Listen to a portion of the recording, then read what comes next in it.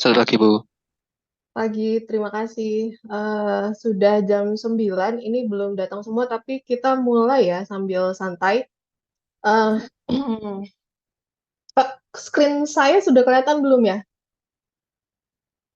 Sudah, Bu. Ini screennya apa? Tulisannya. Organisasi data, Bu. Oke, oke, terima kasih. Oke, terima kasih. Sebelumnya saya minta maaf dulu karena harus apa? Karena baru bisa kuliah. Karena kita harus ketemu di hari weekend yang cerah ini untuk belajar. Maafkan saya. Oke, hari ini kita nggak usah lama-lama ya, 5 menit. Nggak. Sambil menunggu yang lain, kita akan mulai. Jadi kemarin sudah, ini pertemuan pertama statistika dengan saya. Jadi di 3 pertemuan ke depan itu akan statistikanya akan dengan saya. Nanti kemudian dilanjutkan oleh Pak Nugroho, kemudian UTS. Nanti setelah UTS ada Pak Hendra lagi dengan Pak Arifudin Idrus. Nah, di saya akan memperkenalkan struktur data, jadi basic data, data yang kita bisa pakai dan kemudian gimana sih cara mengolah data sampai kita bisa memperoleh deskriptif statistik dari apa yang mau kita lihat. Nah, uh, mungkin kemarin sudah dijelaskan Pak Hendra ya sedikit apa sih gunanya statistik. Jadi ada yang punya ide nggak apa gunanya statistik selain untuk kuliah? Kenapa kita belajar statistik? Nah, ini kan, ini angkatan berapa sih? Ada Aldi berarti angkatan 2022 ya, angkatan 2022 ya. Jadi mungkin di SMA angkatan 2002 SMA belum belum lulus SMA belum lama ya. Mungkin masih ingat zaman SMA belajar nggak ya statistik? Mungkin belajar. Nah, sebenarnya statistik itu tujuannya menurut kalian apa? Ada yang mau mencoba iseng-iseng berhadiah, iseng-iseng tidak berhadiah menjawab nggak tujuan belajar statistik itu apa? Kenapa kita belajar statistik? Untuk apa sih belajar statistik itu?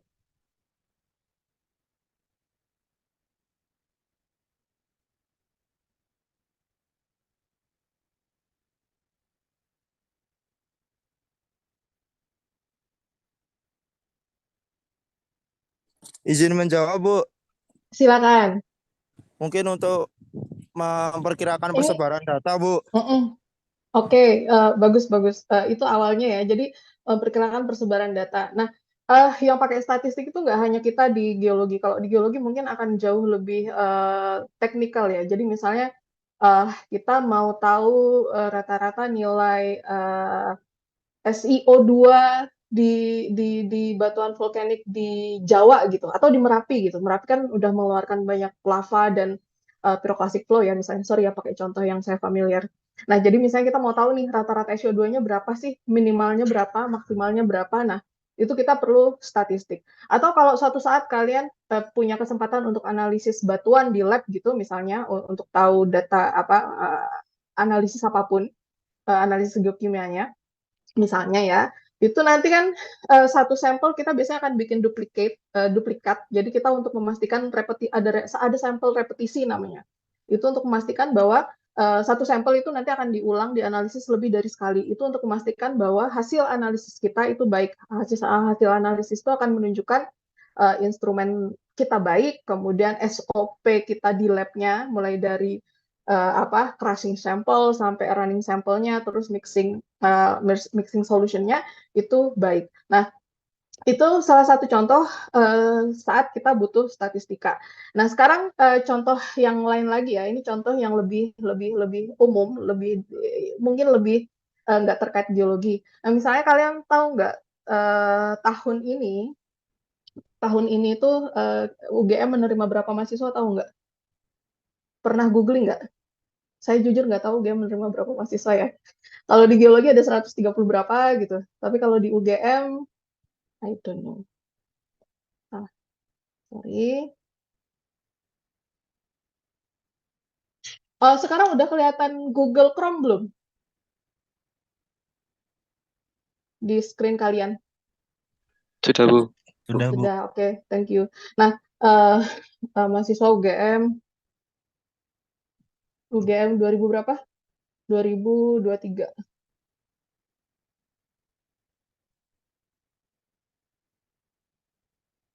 Gimana sih carinya? Oh, CBTUM. Oh, beda jalur ya? Oh, lama nih, lama. Mahasiswa baru UGM. Nah, berapa maba UGM 2023? Oke. Totalnya berapa sih? CBTUM itu apa? Oke, saya nggak tahu pasti ya, tapi mungkin 10 ribuan. That's my guess. Itu 10 ribuan. Nah, sekarang kalian tahu nggak berapa 10 ribu itu berapa orang sih dari anak SMA yang berangkat yang pergi ke kuliah, jadi mendapatkan tertiary degree. Kalian kan SMA nih, SMA kan eh, ada yang tahu jumlahnya nggak kira-kira?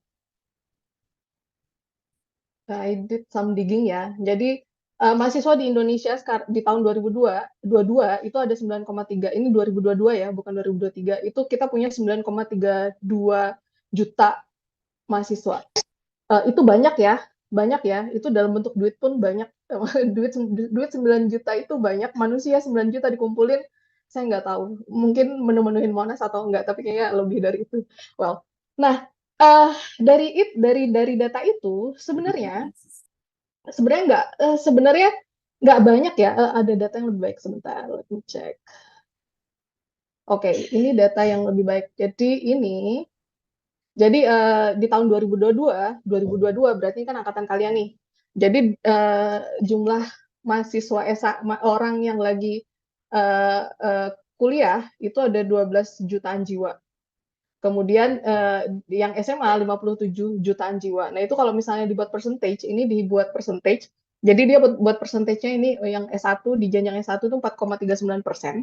Tapi ini jadi kecil karena dibagi berdasarkan jumlah total orang Indonesia.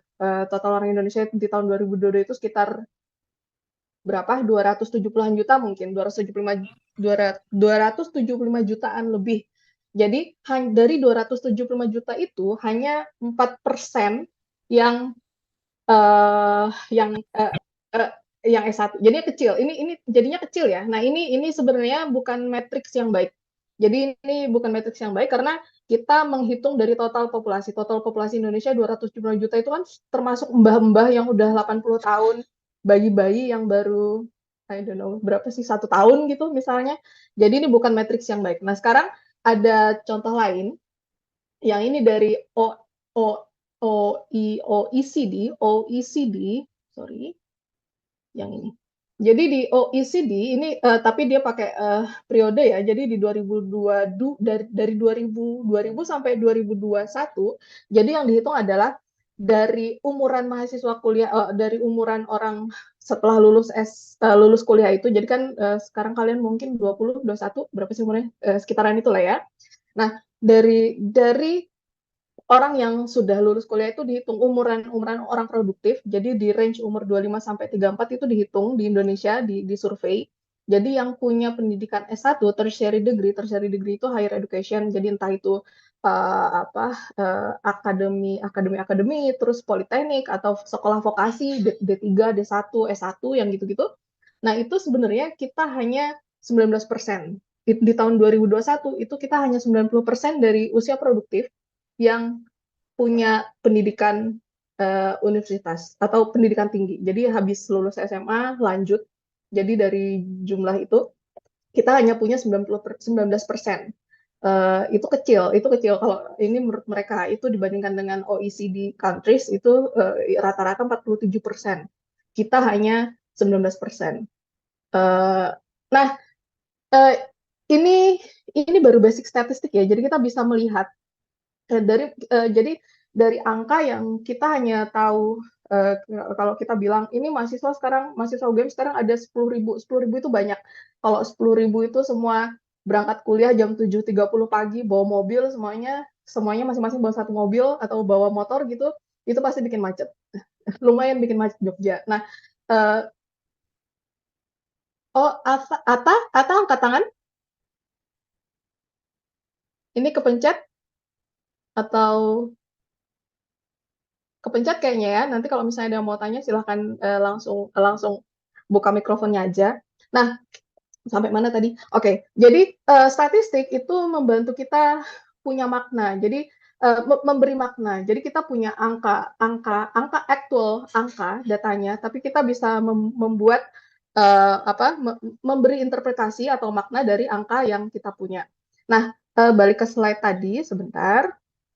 Sekarang ini slide-nya sudah balik ya. Mohon dikonfirmasi. Sudah, Bu. Balik. Oke, thank you. Nah, jadi ini yang baru terjadi kemarin ya. Mungkin kalian SMA-nya online karena kita punya COVID, jadi ada pandemi. Ini adalah angka. Jadi ada yang ini tanggal, kemudian yang ini adalah kasus konfirmasi harian. Jadi kita tahu nih, misalnya dari ada peningkatan jumlah orang yang positif COVID misalnya dari tanggal 2 Maret sampai ke 17 Agustus. Ini angka. 60.000 itu banyak, 40.000 itu banyak, 20.000 itu banyak. Berarti ini 10.000 ya, dan di bawah 10.000. Jadi ini adalah angka. Jadi pada saat kita bilang di tanggal misalnya di tanggal 19 Januari itu kita melihat peak pertama adanya jumlah orang yang terkonfirmasi COVID misalnya ada di 11.000, 12.000-an. 12.000 itu banyak. Tapi sebenarnya kalau kita buat statistik 12.000 dibanding total orang Indonesia tadi 275 jutaan gitu, itu jatuhnya akan kecil.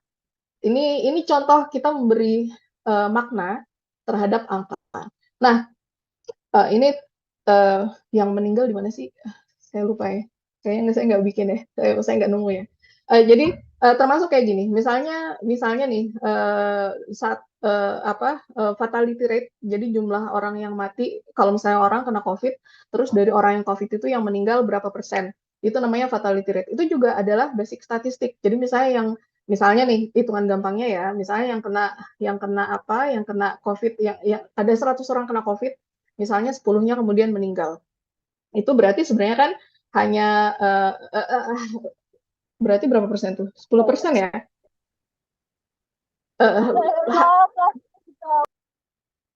Oke, hanya angkanya kecil, tapi kemudian terus akhirnya kan kita punya bias sendiri kan, kita punya perspektif sendiri nih. Ada orang yang bilang, oh 10 orang meninggal itu udah banyak banget, oh 10 orang meninggal dari 100 mah kecil gitu. Tapi kan orang akan punya perspektif sendiri nih. Jadi kalau misalnya ada yang keluarganya kena kebetulan dari 10 yang meninggal itu, misalnya dari 100 itu, tentu akan jadi ada bias tersendiri. Oh ini sesuatu yang berbahaya. Tapi buat yang tidak terkena, mungkin ini menganggap, cuma 10 dari 100 yang meninggal, masalah kecil gitu. Jadi itu ada bias, kita semua orang itu pasti punya bias masing-masing. Nah, statistik membantu kita melihat lebih clear perbandingan angka yang kita lihat. Jadi kita bisa melihat apakah ini 10 orang dari 100 meninggal itu banyak atau sedikit, sesuatu yang bisa diperdebatkan. Tapi kemudian kita bisa lihat nih, oh ternyata dari 10, kalau ada 100 orang yang kena sakit COVID, terus 10-nya akan meninggal, itu berarti sesuatu yang harus pemerintah bisa mengambil kebijakan misalnya ya, yang sesuai untuk mengurangi jumlah orang yang meninggal. Nah, makanya data itu akan menjadi nggak hanya di geologi, nggak hanya di teknik, nggak hanya di MIPA, termasuk di social science pun, termasuk pemerintah harusnya mengambil kebijakan itu berdasarkan data. Makanya statistik itu biasanya akan menjadi jendela pertama nih untuk kita tahu, untuk kita bisa memberi makna terhadap angka yang kita lihat. Nah, ini contoh yang lain ya. Jadi ini ada yang hobi lari nggak? Saya hobi lari. Jadi yang di kiri ini heart rate itu jadi unitnya adalah BPM, beat per minute. Jadi dihitung dalam 1 menit itu jantung kita berdetak berapa kali. Nah, ini lari ya, ini ceritanya lari. Jadi yang sebelah kiri ini average heart rate-nya, rata-rata heart rate 138, maksimumnya 145. Yang sebelah kanan, average heart rate-nya 137, maksimumnya 148. Selama larinya sama 1 jam lebih sedikit lah, anggap aja sama kurang lebih. Nah, sekarang kalau misalnya definisi orang yang larinya lebih terlatih itu adalah orang yang BPM-nya, heart rate-nya itu lebih stabil misalnya. Lebih stabil itu dalam artian heart rate-nya tuh nggak banyak melonjak, naik turun, itu berarti dia lebih terlatih. Nah, kira-kira di antara kanan dan kiri mana yang lebih terlatih? Padahal ini di level heart rate sama ya, average-nya sama dan setelah 1 jam lari, yang satunya 138, yang satunya 137. Nah, menurut kalian yang lebih terlatih yang kiri atau yang kanan? Melihat grafiknya. Kiri, Bu. Yang kiri, betul, betul. Makasih Tegar. Nah, yang kiri itu lebih terlatih. Jadi kita nggak melihat banyak, ada fluktuasi yang di sini di kiri turun, ada peak sedikit. Tapi sebenarnya kalau dilihat ini angkanya, deviasinya, jadi kita melihat deviasi ya. Jadi kan kita punya nilai rata-rata di 138 nih.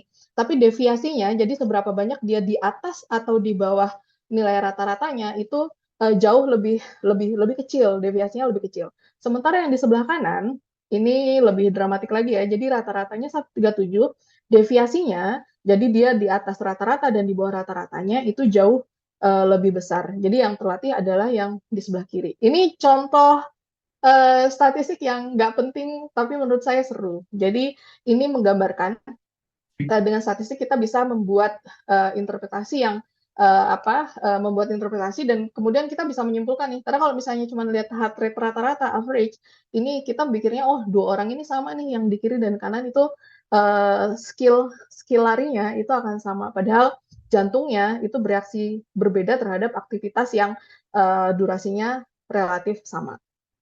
Oke. Nah, sebelum kita ke sana, jadi nanti ada beberapa hal yang basic istilah yang perlu kita kenali. Jadi ada namanya variabel dan variat. Jadi variabel itu ada sesuatu atau parameter atau suatu karakteristik yang bisa diukur. Kemudian variat itu untuk pengukuran. Jadi kalau diukur, jadi misalnya heart rate tadi ya, variabelnya heart rate, variatnya itu hasil pengukurannya itu kita sebut sebagai variat. Nah, variabel itu ada dua tipe, nanti akan ada yang discrete atau discontinue dan ada yang continue. Jadi kalau misalnya discontinue itu variabel yang punya nilai tertentu saja, jadi nilainya relatif absolut di satu titik gitu. Jadi itu yang discrete atau discontinue. Kalau yang continue itu variabelnya akan seperti namanya ya, continue, harfiah banget. Jadi hasil pengukurannya itu kan nanti bisa bisa dalam bentuk kisaran. Nah, ini akan ada sebenarnya paling gampang itu misalnya kalau discrete itu atau discontinue itu dihitung. Kalau continue itu diukur. Itu dua hal yang berbeda ya. Itu adalah dua hal yang berbeda. Jadi satunya dihitung, satunya diukur. Nah, kemudian kita perlu tahu lagi ada yang namanya sampel, ada yang namanya populasi, dan ada yang namanya asumsi. Jadi pada saat kita punya kita bilang punya spesimen nih, hand specimen batuan, hand specimen batuan gitu. Berarti kita punya satu objek batuan, satu bonggol apa, satu genggaman tangan batuan itu satu spesimen, satu hand specimen misalnya. Nah, kalau sampel itu berarti kita punya sejumlah objek yang mewakili. Jadi misalnya ini contoh ini adalah fall deposit, ini semuanya isinya skoria. Jadi kalau misalnya kita ngambil sampel skoria ini, ambil satu itu spesimen, kita cuma punya satu objek. Nah kalau satu sampel berarti kita mengambil tergantung ya, bisa pakai dimensi atau bisa pakai ambil satu kerup aja itu sudah cukup. Itu kita menganggap sampel itu, misalnya saya ngambil sekerup di sini di kotak sini dengan dimensi tertentu, itu kita bisa menganggap bahwa sampel yang kita ambil tadi itu sudah mewakili satu endapan ini. Jadi kita punya endapan, singkapan, atau satu endapan lava gitu ya, aliran lava, terus kita palukan, terus kita ambil sampelnya, satu hand specimen, ini hitungannya jadinya satu hand specimen ya, karena beda karakter sampelnya, itu maka dia sudah mewakili, kita sudah bisa anggap dia sampel yang mewakili objek yang mau kita teliti. Nah, kalau populasi itu adalah semua objek yang ada. Jadi biasanya untuk memahami suatu populasi kita bisa mengambil sampel aja dari sampelnya, nanti samplingnya ada beberapa metode ya. Sampelnya kita ambil sampelnya untuk memahami karakteristik dari populasi dari semua objek yang ada. Contohnya ini ya. Jadi ini I'll skip this. Tapi sebenarnya sih sampel tuh pada dasarnya pada saat kita punya populasi nih, kita punya populasi, objeknya banyak objek. Tapi kemudian kita mau memahami populasi itu dari sampel. Nah, pengambilan sampel yang tepat itu dalam artian dia tidak bias dan bisa representatif, itu semua akan sesuai dengan kebutuhan sampel yang studi yang diambil ya. Nah, pengambilan sampel yang tidak bias dan representatif itu menjadi sesuatu yang penting. Ini nggak cuma di geologi sebenarnya. Jadi kayak misalnya ini kan mau pemilu nih bentar lagi. Itu pasti nanti kita akan dengar nih berita-berita. Jadi misalnya capres A itu apanya saya lupa ya nama istilahnya, tapi kalau misalnya pemilu diadakan sekarang, warga disurvei, populasi disurvei dari setiap pulau, dari setiap entah berapa, nanti mereka ada sampling metodenya, kemudian disurvei warganya. Jadi kira-kira kalau ada capres A, B, C, D, E gitu, ada 5 capres gitu, kira-kira mana yang menang. Jadi itu karena kan nggak mungkin nih semua satu Jawa ini kan baru survei ya, misalnya satu Jawa gitu ditanyain each and every one of orang Jawa, orang yang tinggal di Pulau Jawa ditanya ini akan pilih siapa, karena itu aktual pemilunya kan, itu nanti gelaran besarnya. Tapi ini kalau survei baru pre pemilunya biasanya nanti akan ditanya. Jadi itu juga sama, sense-nya akan sama dengan pada saat kita mengambil sampel batuan untuk mewakili layer yang mau kita analisis. Jadi sampel yang mana sih yang sesuai, itu akan memilihnya sesuai dengan kebutuhan. Kalau misalnya orang social science, mereka butuh yang ditanya adalah yang di level pendidikannya bervariasi, ada yang hanya SD, SMP, sampai SMA. Jadi mereka bisa melihat apakah capres tertentu misalnya lebih populer di level orang yang pendidikannya SMP atau SMA atau tertiary education tadi, higher education, itu juga bisa gitu. Jadi semuanya akan sangat tergantung dengan kebutuhan dan tujuan yang mau dilakukan. Nah, ini visualisasi yang paling gampang ya. Ini mungkin ada yang pernah lihat diagram ini. Jadi ini visualisasi yang paling gampang pada saat kita membandingkan samples atau data points dengan sample population. Jadi contoh yang di kiri ini adalah bivariate, namanya bivariate diagram. Jadi kita membandingkan dua variabel. Variabel yang satu adalah SO2, yang satunya lagi adalah MGO. Misalnya, ini random ya, kalian boleh membandingkan dua variabel apapun. Misalnya tinggi badan dengan nilai, jadi mau lihat korelasi apakah yang badannya lebih tinggi, nilainya lebih tinggi atau lebih rendah misalnya, walaupun itu mungkin tidak berhubungan ya. Tapi anyway, jadi kita bisa melihat dengan bivariate diagram, kita bisa melihat dua variabel di saat yang bersamaan. Jadi misalnya ini yang merah ini adalah, yang kuning ini misalnya adalah Krakatau, yang merah ini adalah gunung Jawa Barat. Jadi ada beberapa gunung di Jawa Barat. Kita nggak perlu membahas itu secara detail. Nah, pada saat kita melihat satu titik, contohnya titik yang ini ya, yang hijau-hijau paling kanan ini, yang SiO2-nya hampir 80% ini adalah satu sampel atau satu data points. Jadi kita melihat satu sampel dari segmen yang hijau ini adalah Jawa Timur misalnya, ini adalah Jawa Timur. Jadi ini dari Jawa Timur misalnya, ini kebetulan ada tulisannya dari Ijen ya. Atau misalnya kita lihat yang ungu paling atas ini, ungu di SiO2-nya hampir 50, kemudian MGO-nya di bawah 15, itu misalnya dia dari Rinjani. Ini adalah satu sampel. Jadi kita ke lapangan, ngambil satu batuan, dianalisis, keluarnya di sini. Nah, ini berarti kita melihat, sebenarnya kita melihat populasi ya, jadi kita melihat sebaran datanya, kita bisa melihat itu dengan baik. Nah, tapi ada visualisasi data yang lebih baik kalau misalnya kita mau melihat sample population-nya. Jadi kita consider populasi seluruhnya ya. Jadi yang ini namanya box plot, BOX-PLOT, box plot ya. Semoga sudah pernah mendengar. Jadi yang atas adalah SiO2, yang bawah adalah MGO. Nah, kita bisa lihat. Jadi box plot itu yang garis tengah di tengah ini kelihatan ya, kursor saya ya. Ini adalah nilai rata-ratanya, atau nilai tengahnya. Ini adalah mediannya. Kemudian yang paling bawah ini adalah nilai minimum. Ini nilai maksimum. Kemudian yang ini adalah Q1-nya. Yang ini adalah Q4-nya. Jadi kalau misalnya ada yang diamond, ada titik di luar box box ini adalah outliers. Jadi kalau misalnya kita lihat yang ini yang hijau mentereng ini, yang dari Jawa Timur ini dia punya banyak outliers. Outliers di SO2 yang tinggi itu adalah yang ini. Jadi kita punya banyak sekali outliers.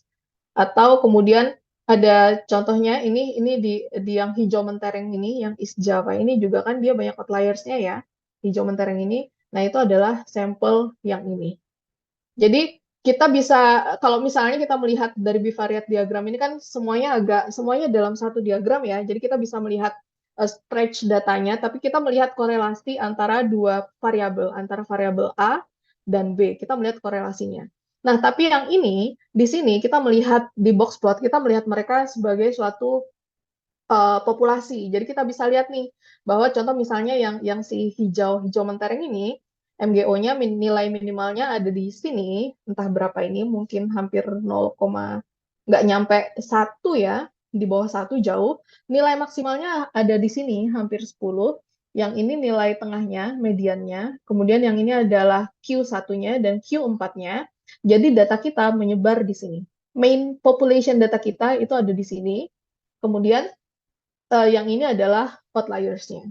Oke, jadi kita bisa melihat secara visual sebaran data kita. Tadi yang udah Tegar ya, Tegar yang bilang ya sebaran data. Ya, atau bukan?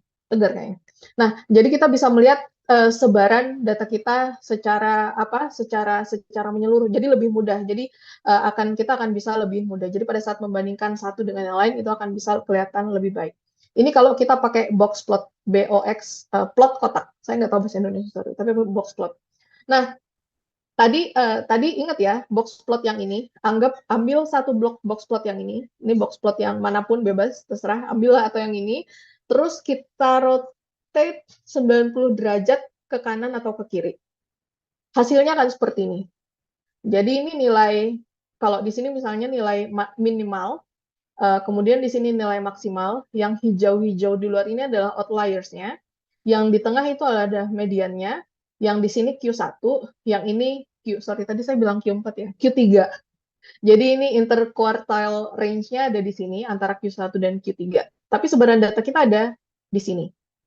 Jadi yang di luar itu adalah outliers. Nah, kalau misalnya kita lihat density-nya, sebaran datanya, nanti akan seperti ini. Jadi yang ini adalah mediannya, kemudian yang ini adalah Q1, yang ini Q3, kemudian yang ini adalah nilai nilai minimalnya, nilai maksimalnya, dan sisanya kita akan punya outliers. Ini biasanya akan membantu kita untuk memahami sebaran data ini. Biasanya pada saat kita menulis misalnya kita punya data nih, kita reporting. Misalnya saya menganalisis data dari batuan Merapi misalnya gitu. Nah, nanti itu kita akan menulis ini 1 tetanya berapa, 2 tetanya berapa. Biasanya 2 teta ya.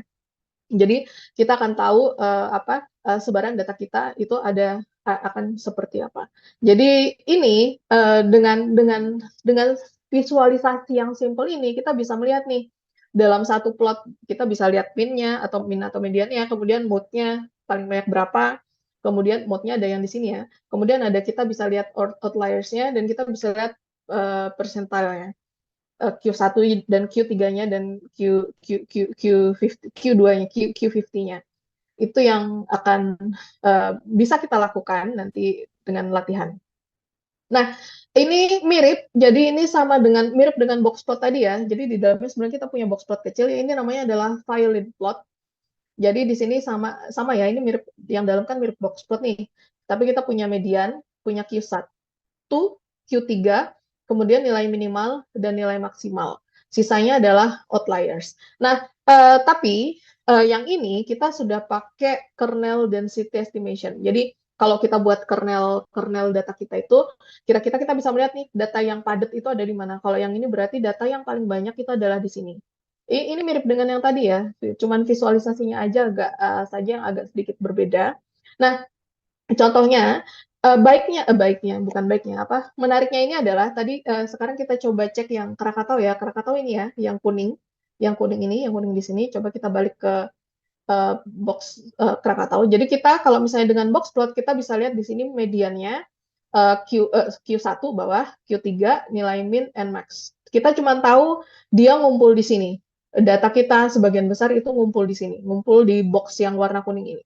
Nah, sekarang dengan menggunakan Violin plot, jadi kita sudah menambahkan, kernel density estimation-nya, Violin plot-nya di sini, kita bisa lihat bahwa sebenarnya kita punya 2 peak. Jadi sebaran data SEO2 Krakatau itu hampir bimodal.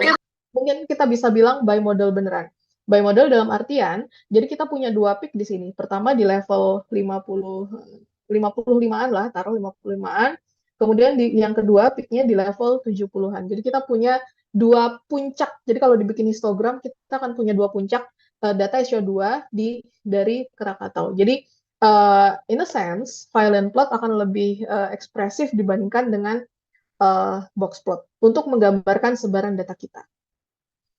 Sama kayak misalnya yang ungu ini ya, yang Bali ini kita tadi kan cuma lihat box itu kita cuma bisa lihat kita lihat sebarannya aja ya sudah gitu.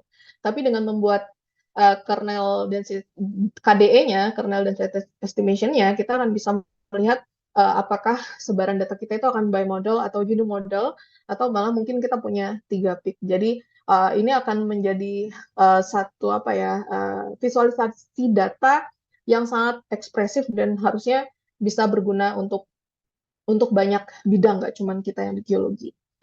Nah, oke, jadi ini misalnya sekarang ini ya contohnya ini. Jadi ini data kita mengukur central tendency, jadi central location. Jadi kita punya data nih sederet, misalnya yang ini gaji staff dari segini sampai segini. Kemudian kita bisa menghitung min, median, dan mode-nya. Mode-nya yang paling banyak itu akan di mana? Itu kita bisa hitung. Itu ada cara menghitungnya sendiri. Nah, sekarang balik lagi. Jadi pada saat kita punya, misalnya kita punya data ini ya, ini gaji kita punya 10 staff gajinya 12.000 sampai 95.000. Ini kalau misalnya kita buat rata-ratanya itu tentu oke, itu hal penting lain ya. Jadi pada saat kita punya data yang sebarannya ini kan sebarannya nggak ini ya. Mungkin ini vice uh, vice president, yang ini mungkin wakilnya vice president, yang lainnya adalah staff. Jadi pada saat kita punya data yang sebarannya nggak terlalu bagus seperti ini, itu akan pada saat kita menentukan min, median, dan mode-nya itu akan kita perlu lebih berhati-hati. Jadi karena itu akan mempengaruhi bagian interpretasi datanya kan, oke lah, as it is. Jadi keluar angka nih. Ini kalau misalnya dihitung rata-ratanya kan mungkin ada saya nggak tahu ya, mungkin di 40 ribuan atau sekitar itu, I don't know, belum ngitung.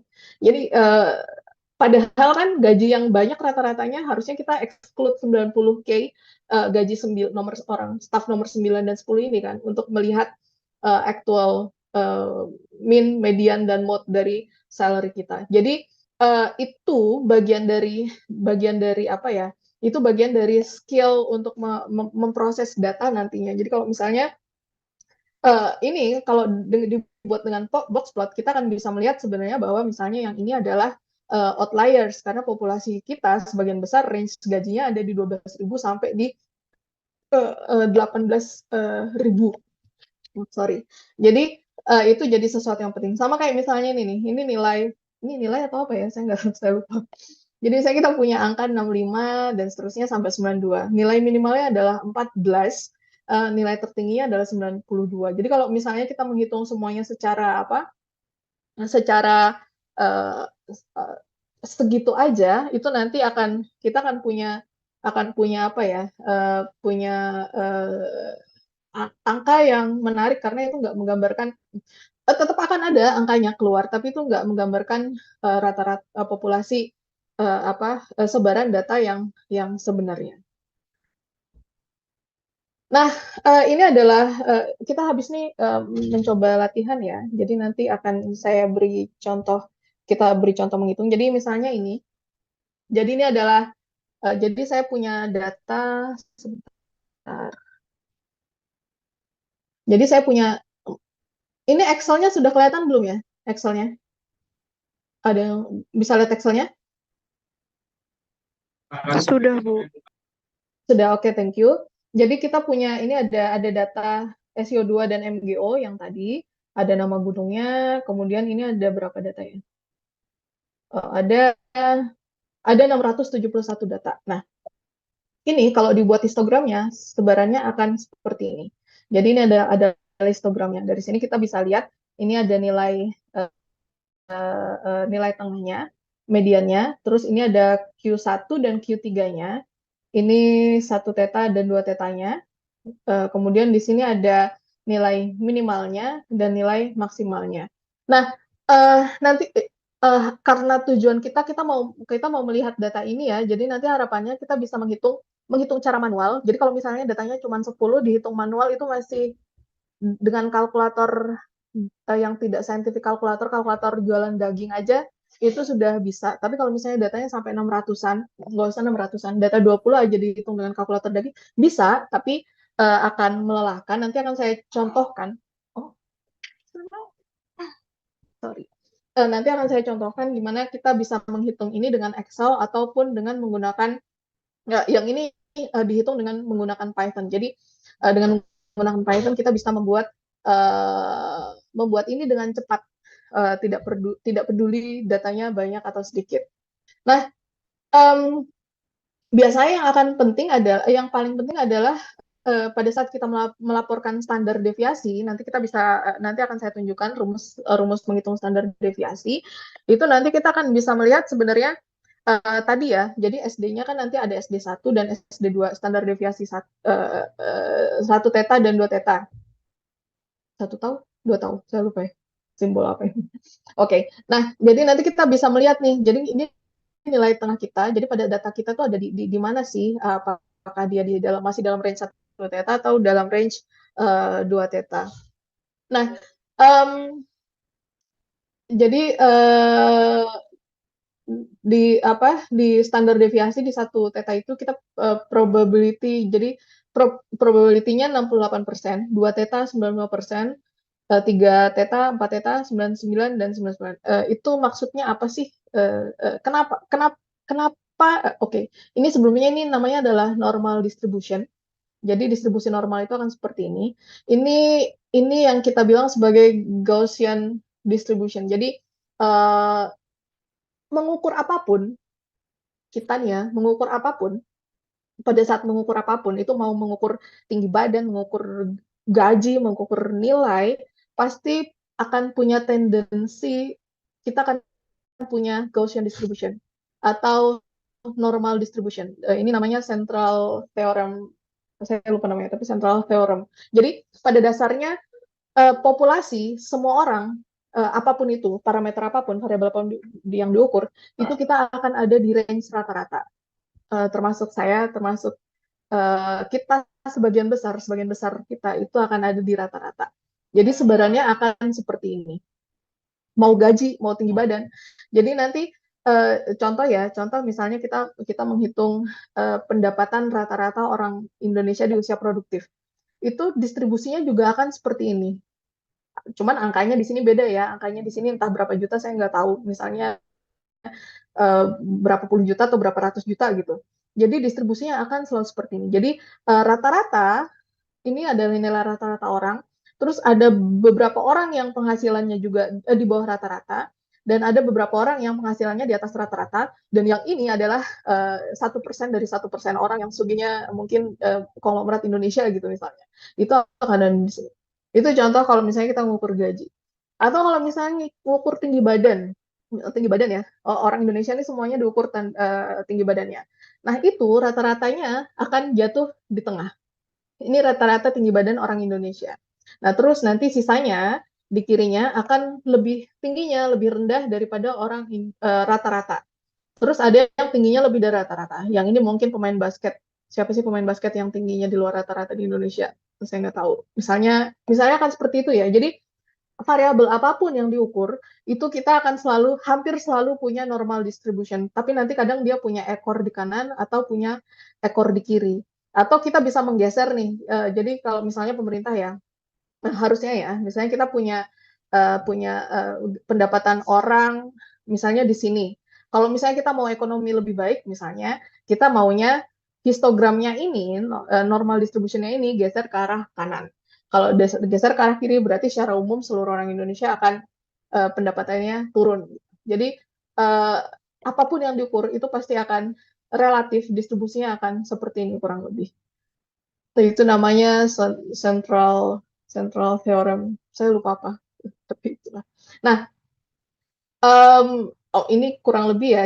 Tapi nanti kita akan bisa melihat bahwa ada distribusi yang datanya skew, jadi agak miring. Miringnya bisa miring kiri. Yang ini kebetulan adalah miring kiri.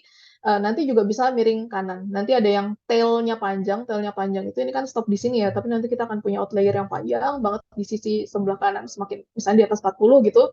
Atau punya tail yang panjang di sebelah kiri kalau misalnya dia miring ke kanan.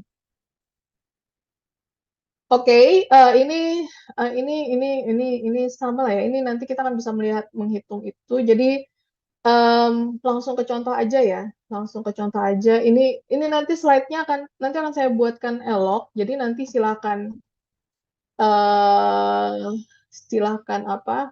Ini membuat frekuensi kumulatif. Nanti silakan. Oh, ini sebaran data kita. Jadi kalau ini namanya bimodal. Tadi kalau misalnya bimodal tuh kayak yang tadi di contohnya Krakatau dan Bali ya. Itu kita punya dua peak, kemudian ada yang sebaran datanya juga normal. Ini normal, yang ekspektasinya hampir semua hal itu distribusinya adalah normal, tapi juga ada yang miring kanan dan miring kiri, positif atau negatif. Kemudian ada yang seperti ini distribusi datanya, ini almost exponential. Kemudian ada inverted U-shape dan ada yang rectangular. Jadi sebaran data kurang lebih akan seperti ini. Jadi nanti kita akan belajar bikin histogram, bikin kurva frekuensi, dan kemudian kita bisa menggambarkan nih. Jadi kita bisa menggambarkan model populasi dari data kita. Ini rumusnya, jadi nanti min itu akan ada 3 arithmetic mean. Jadi arithmetic mean ini gampang, tapi tiganya punya tujuan yang berbeda ya. Nanti kita akan lihat itu. Sekarang saya mau coba. Oke, oke, sebentar ya. Jadi ini tadi ada data yang ini kan. Ini data yang ini ada 671 data. Jadi saya akan coba pakai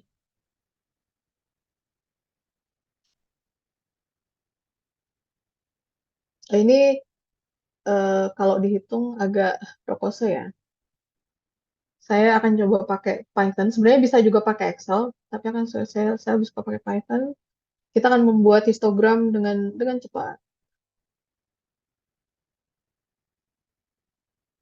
Em,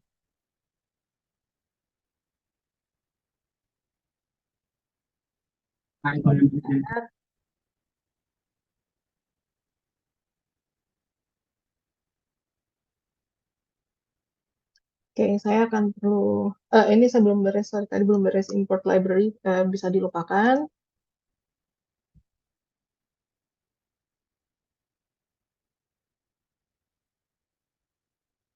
Hmm,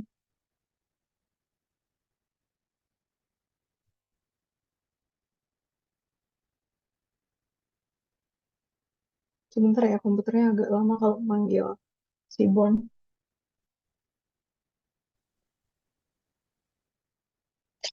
Lama ya, bisa ditinggal mandi dulu. Yang belum mandi angkat tangan.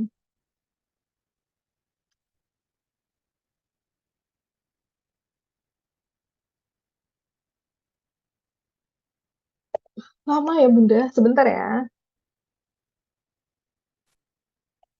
Oke.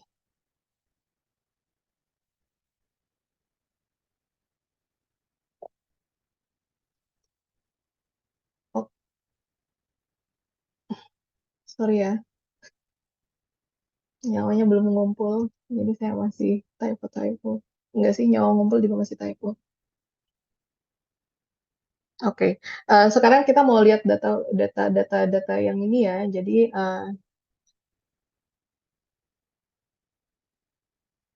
ini saya filenya CSV,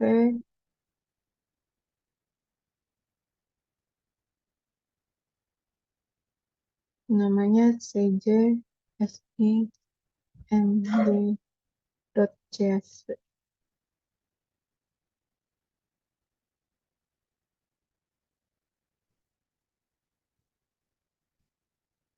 Jadi tadi head of the column-nya, jadi kolom head apa sih? Eh, header dari kolom kita tadi ada ini ya, ada vol, SEO2 dan MGO. Sudah benar ya. Kemudian kita mau lihat head kita, saya mau minta 5. Terus dot tail juga 5. Nah, ini head-nya sudah benar ya. Selamat 51,2, 0,19. Di poin kelima, 63,2, 0,12 sudah benar ya. Sekarang kita lihat tail-nya. Tail-nya, data kita ada di sini. Tail-nya di sini ada bawahan, paling bawah 56,0 dan 0,14. Kemudian 52,6 dan 52, udah benar ya. Well, anyway. Nah, kemudian sekarang kita mau menghitung min dan kawan-kawan. Oke, sudah selesai. Jadi kita punya count ini jumlah datanya. Jadi jumlah datanya adalah 670, benar, karena ini 6 sampai row 671 karena satunya adalah header data kita ya, kepala data kita. Kemudian ada min, rata-ratanya, ini rata-rata SEO2-nya, rata-rata MGO-nya, standard deviation, nilai minimal, nilai maksimal, ini Q1 20%, ini Q2 50%, dan ini Q3 75%-nya. Jadi ini sebaran data kita. Jadi dengan mudah kita bisa melihat sebaran data kita. Kemudian kita bisa cari median, ini median belum ada ya. Median. Yep. Warning, dropping of business number only. Select only valid columns. Oke, ada warningnya tapi nggak masalah. Tapi kita tetap bisa ketemu mediannya ada di sini 54,1 dan 2,83 yang nilai mediannya.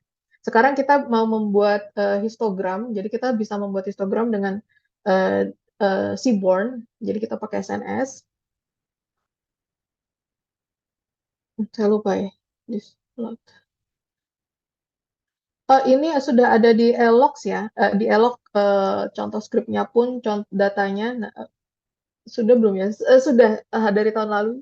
Jadi silahkan nanti dicoba.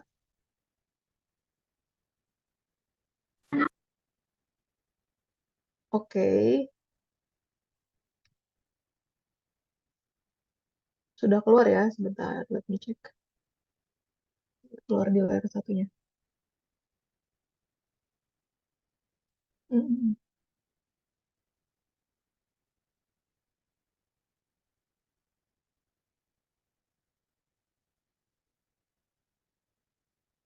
Kebesaran ya. Jadi ini sebaran data kita. Tapi ini untuk yang SEO2 ya. Nanti untuk MGO beda, kita membuat perintahnya beda. Jadi sebenarnya kan seperti ini, kita punya tail, ini outliers harusnya. Jadi dia relatif sebenarnya agak miring ya, nggak full normal distribution karena kita yang ini di atas 50 berapa itu jumlahnya kecil sekali sudah. Kemudian kita bisa juga bikin, sebentar saya tutup dulu. Kita bisa bikin dengan KDE juga ya. Jadi misalnya ini akan pakai data yang sama, misalnya KDE.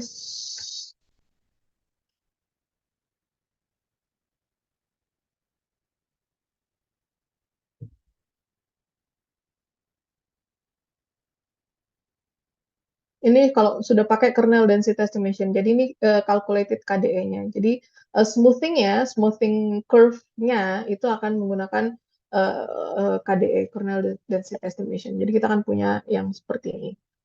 Gampang ya. Ini contoh data yang pertama. Nah, sekarang saya mau memberi contoh data yang kedua. Jadi ini sudah dijadikan latihan di tahun lalu. Tapi saya harap ini nanti akan saya share ya di grup. Nanti di pertemuan selanjutnya kita akan membahas, saya akan memberi contoh bagaimana kita bisa membuat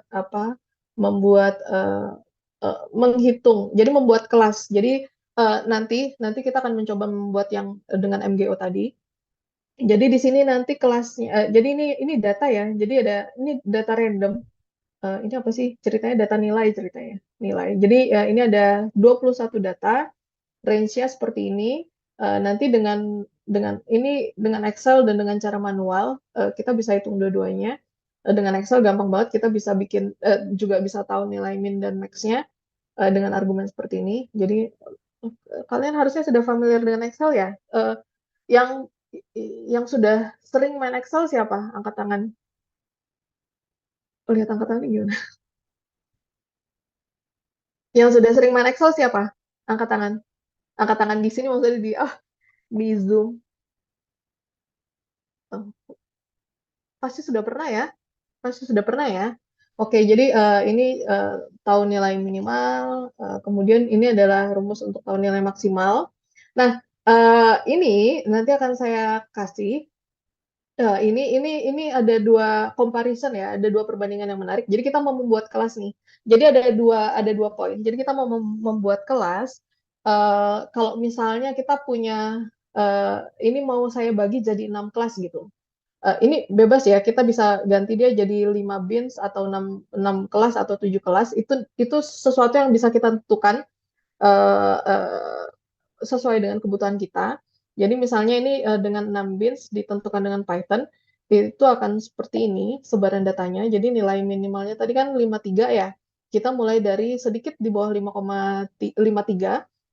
Kemudian eh, kalau misalnya dibikin 5 kelas juga sama, kita juga akan kelas intervalnya itu akan berbeda. Jadi kita akan mencoba membuat latihan itu. Jadi ini bisa dihitung dengan mudah banget. Sekarang kita akan coba di data yang ini latihan ya nanti ya. Nanti akan saya share terus nanti di minggu depan pada saat pertemuan selanjutnya kita akan live mencoba menghitung itu. Nah, ini kita akan coba dengan data yang banyak ini. Jadi kita punya data banyak ini. Kalau misalnya kita mau bikin apa? Kalau mau bikin kelas. Jadi kalau misalnya tadi dengan data apa? Dengan data yang ini pada saat saya bikin ini, I don't know to turn this on. Oke, jadi pada saat kita bikin ini, kita bikin perintah ini ya. Jadi kita bikin distribution plot atau histogram. Kemudian saya enter. Ini berarti kan kita tidak menentukan bins-nya ya. Kita nggak menentukan bins-nya. Jadi komputer itu menentukan dengan sendirinya ada berapa bins itu tuh rentangnya ini loh. Jadi bins ini per bar ini ada berapa sih? Ini ada 1, 2, 3, 4, 5, 6, 7, 8, 9, 10, 11, 12, 13, 14, 15, 16, 17, 18, 19, 20, 21, 22, 23, 24, 25, sekitar 30-an mungkin. Jadi kita sebenarnya bisa define bins kita itu mau berapa. Ini kan kita menyerahkan ke komputer untuk menentukan yang paling kelas interval yang paling oke menurut komputer. Kita sebenarnya bisa set uh, bins-nya atau kelas intervalnya. Jadi kalau kalau misalnya ya, sekarang coba kita buat uh, bins-nya, bins-nya berapa ya? 25, 20. Ini random banget ini nggak ada barusan angka kalau 20 itu tidak dihitung berdasarkan apa. Jadi sebenarnya harusnya ada rumusnya ya untuk menghitungnya. Jadi ini kalau misalnya kita pakai larger bins. Jadi pakai larger bins tadi lihat ya. Ini berarti ada 21, 2, 3, 4, 5, 6, 2, 4, 6, 8, 10, 12, 14, 14 tambah 3, 17. Di tengah di sini ada 3 bins, tapi di range itu datanya nggak ada kosong. Jadi sebarannya akan seperti ini. Termasuk kalau misalnya kita mau buat bins yang lebih besar. Misalnya kita mau taruh 10 atau mau ekstrim ya 5.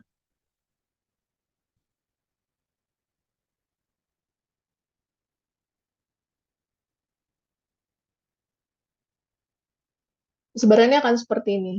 Ada yang notice nggak pada saat kita harus secara random menentukan bins-nya itu akan mempengaruhi visualisasi datanya? Itu jelas ya, tentu saja. Nah, tapi uh, yang diperlukan dari suatu histogram adalah kita bisa menggambarkan dengan baik, dengan apa ya, dengan baik itu apa? Dengan proper sebaran data kita. Jadi kalau misalnya saat kita bikin bin-nya terlalu terlalu kecil, jadi bin-nya sedikit, itu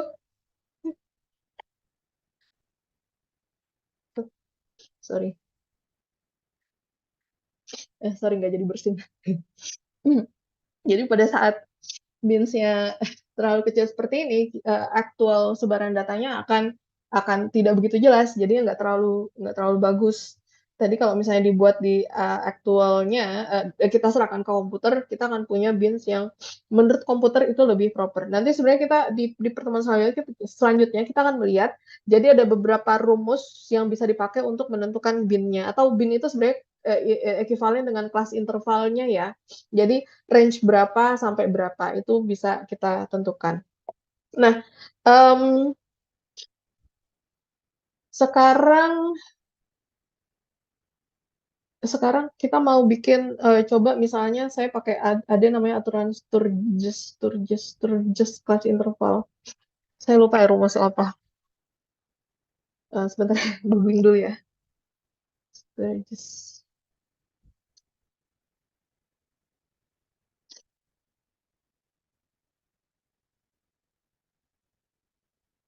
Oke. Jadi sebenarnya cara banyak banyak banyak cara untuk menentukan kelas interval. Jadi ini kita bisa pakai ini salah satu yang nggak terkenal maksudnya, tapi apa ya, salah satu caranya adalah pakai Sturges rule.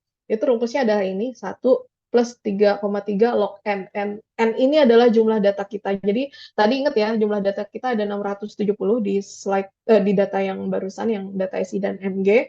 Jadi eh, ini kita mau coba pakai ini ya. Jadi saya akan define, kita mau tahu sih menurut Sturges idealnya itu berapa sih kelas intervalnya sebenarnya. Sebentar, di mana sih tadi? Oke. Um, saya bikin sekarang kelas interval ya. Kelas interval ini random ya. Um, Sama dengan 1 + 3,3.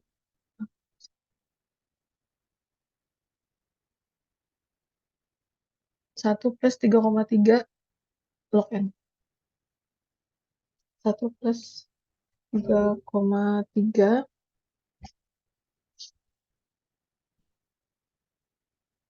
log n. N-nya tadi kita punya 670 data. Ini saya kayaknya kurang ininya ya, kurang kurungnya. Tuh. Harusnya sudah ya. Oke, keluar nih. Oke, kita nggak tahu hasilnya berapa, print CI. Jadi menurut ini ada 22,4, itu kita bisa membulatkan, jadi bisa kita bulatkan kedua-dua atau kedua-tiga. Saya akan pilih kedua-tiga ya. Jadi hmm,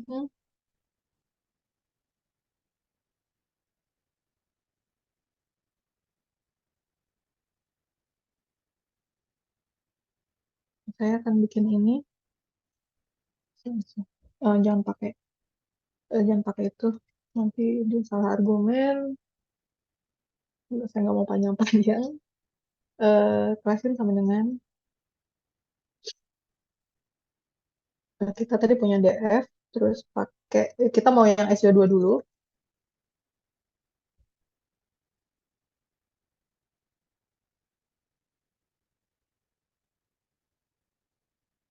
Ada yang salah ini.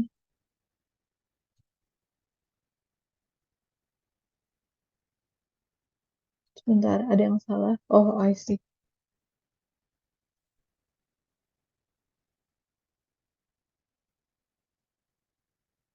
Saya naikin sedikit ya, biar saya nggak terlalu susah melihatnya.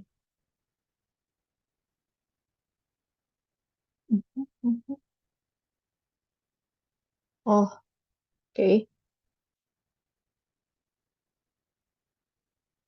Oke, kalau sudah gini berarti sudah nggak ada yang salah. Terus kemudian kita mau taruh dia di binnya tadi 22 apa 23? 23 atau 24? 23. Ada yang salah. Oh, I see. Oke. Ini kita nggak perlu kurung di sini. Oke. Eh, sekarang kita mau ngeprint kelas in-nya. Kelas interval, bener. Oke, let's get bigger.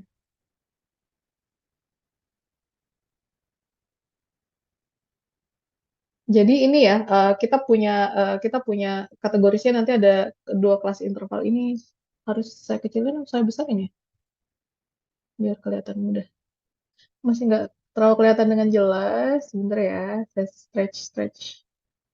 Oke, oke, kelihatan lebih jelas ya. Jadi kelas intervalnya adalah ini. Jadi 44,75 sampai 4 dan seterusnya sampai di bin terbesarnya 73,93 sampai 75,3. Itu kalau misalnya kita mau membuat 23, dia jadi 23 bins. Sekarang kita mau urutkan. Jadi ada pakai pandas ya. Value counts. Class in. Benar ya, class in. Oke, nah sekarang kita sudah bisa counting. Jadi di kelas yang ini, kelas 54 sampai 55 itu ada 161, kelas 5. Ini nggak urut kelas ya, jadi urut berdasarkan banyaknya ini, banyaknya apa? Banyaknya banyaknya apa? Banyaknya jumlah data yang masuk ke masing-masing bin. Sebenarnya nanti bisa diurutkan. Dan nanti kita bisa save ini ke Excel. Jadi kita bisa em, kita bisa save data ini ke dalam Excel nanti jadinya deh. Mhm.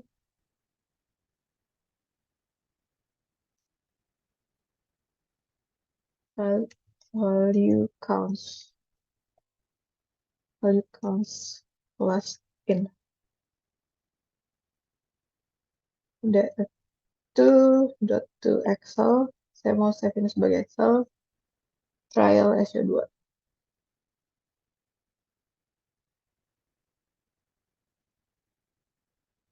Hmm?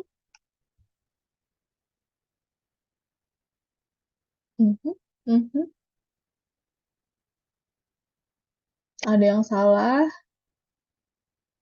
Itu Excel fix selection exception. Trial df2-nya sudah df2 dot to Excel. Harusnya udah bener ya. Saya nggak tahu jujur aja. Audit this app. Oke, udah bener. DF, kita pakai DF2 to Excel.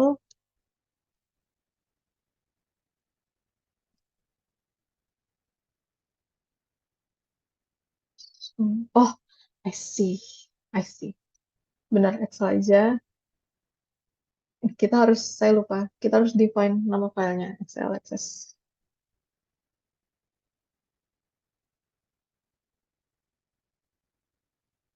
Ditunggu.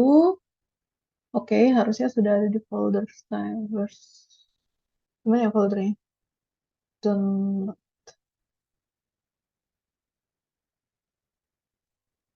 CSV. Oke, sudah keluar ya. Jadi dia akan ada di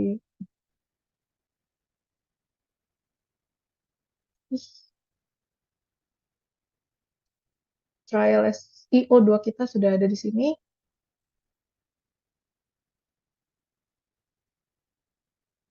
Sudah kebuka belum sih?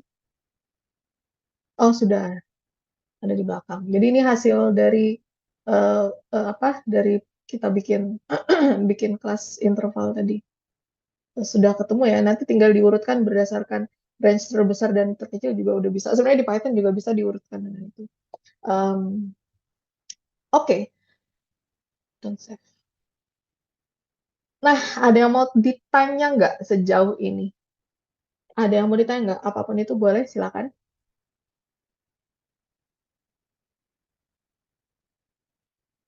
Ada yang mau ditanya?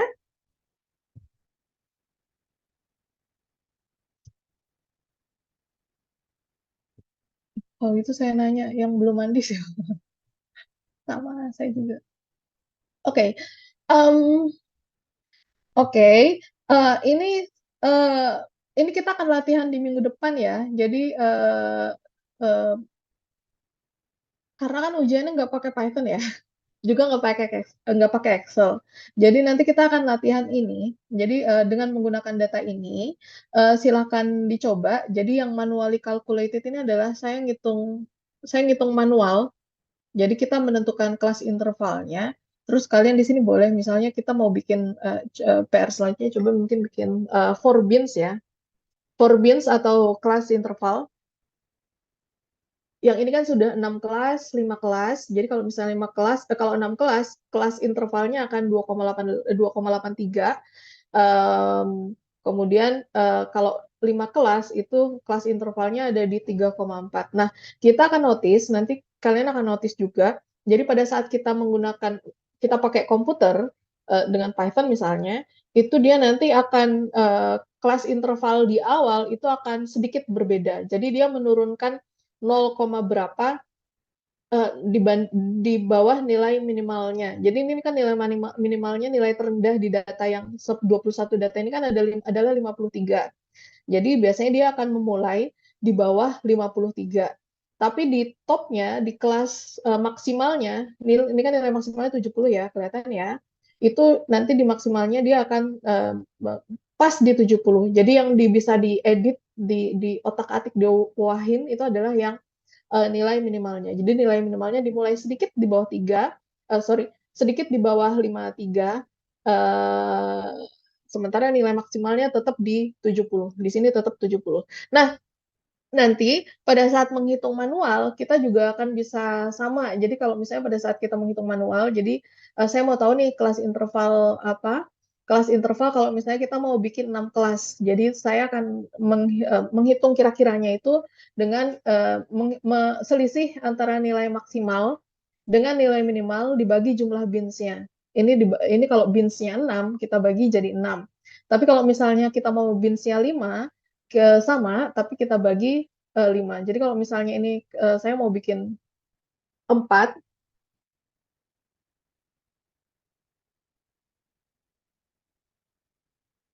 4, kalau ini saya mau bikin 4, oh, sorry, salah. Ini kalau mau kita bikin 4, di sini kita bisa bikin 4, jadinya bin-nya, kelas intervalnya akan semakin besar. Kelas intervalnya akan di 4,25. Nanti kita coba ya dengan Python di pertemuan selanjutnya. Dengan Python kita akan punya berapa, kelas intervalnya berapa untuk 4 kelas, range-nya berapa. Nah, dengan manual kita akan bisa menghitung berapa juga. Jadi, ini yang nanti harusnya di ujian akan keluar ya, di tahun lalu akan keluar. Jadi saya harap kita bisa latihan betulan. Itu poin yang pertama. Terus poin yang kedua, ini kan datanya tidak kita grup ya.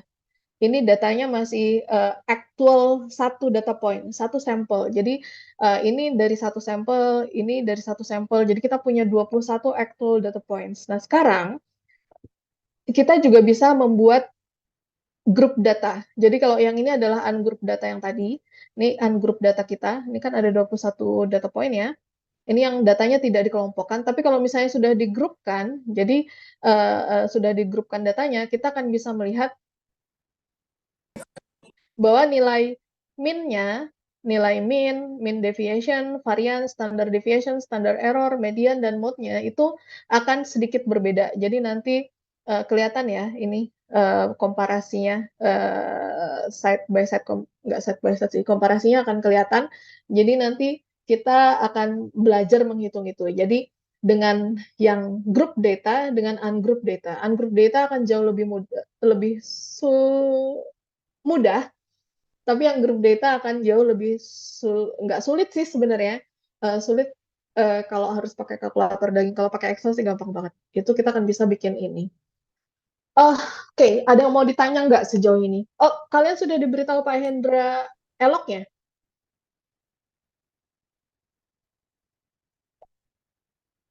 di pertemuan pertama kemarin? Belum, Bu. Belum ya? Oke, nanti akan saya share di grup ya, untuk enrollment key-nya. Nanti file-file ini akan saya share di grup di Elok. Jadi nanti kalian bisa download, nanti bisa mulai latihan sendiri, nanti bisa mulai belajar sendiri, termasuk script untuk Python-nya kalau misalnya kalian memutuskan tidak mau menggunakan Excel. Tapi kalau pakai Excel juga nggak masalah.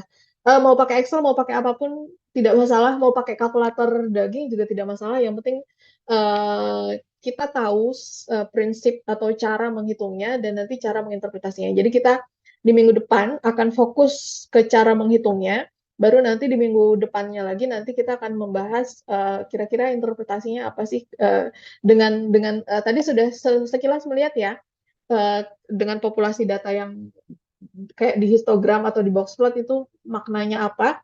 Nanti kita akan melihat bagaimana itu actual penggunaannya dengan data betulan. Oke, ada yang mau tanya nggak sejauh ini? Saya stop sharing dulu ya.